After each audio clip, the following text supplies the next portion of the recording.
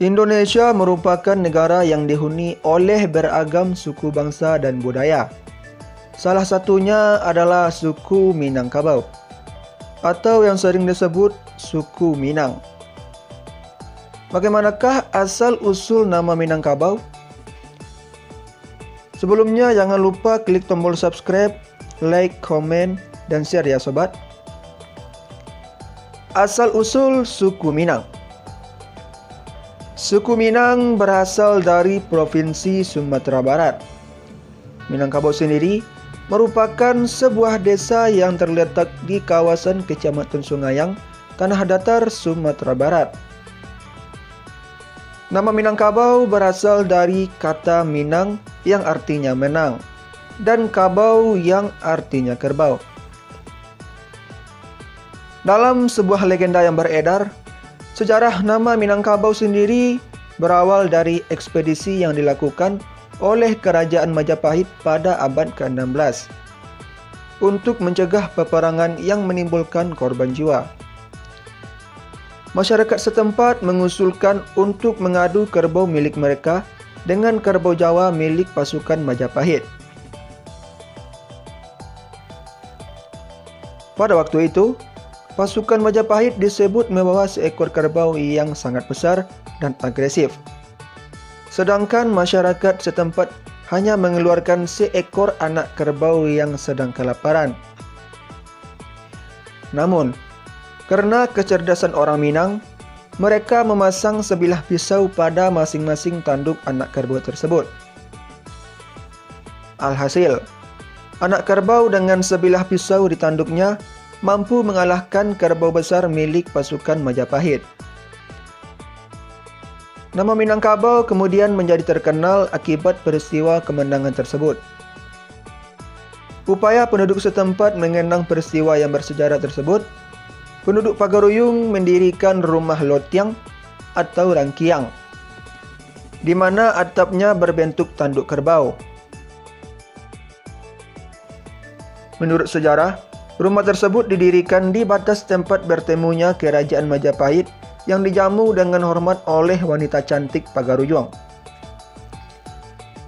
Situasi masyarakat saat itu pada umumnya dengan cara berdagang, bertani hasil hutan, dan mulai berkembang bertambang emas.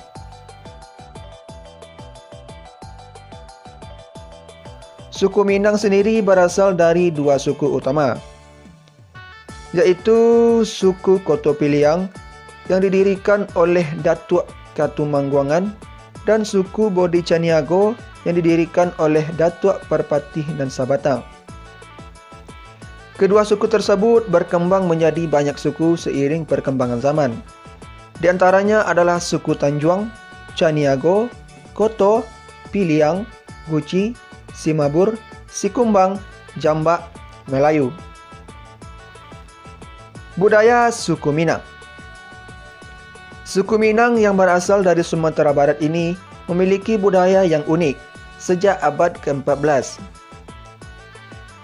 Masyarakat Minang banyak merantau ke pesisir timur Sumatera hingga Negeri Sembilan Malaysia.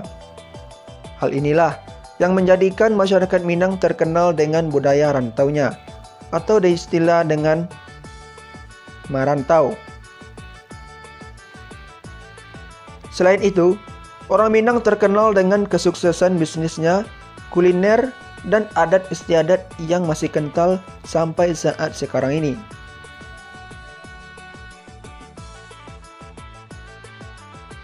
Suku Minang menganut sistem matrilineal, artinya garis keturunan berasal dari pihak wanita atau ibu.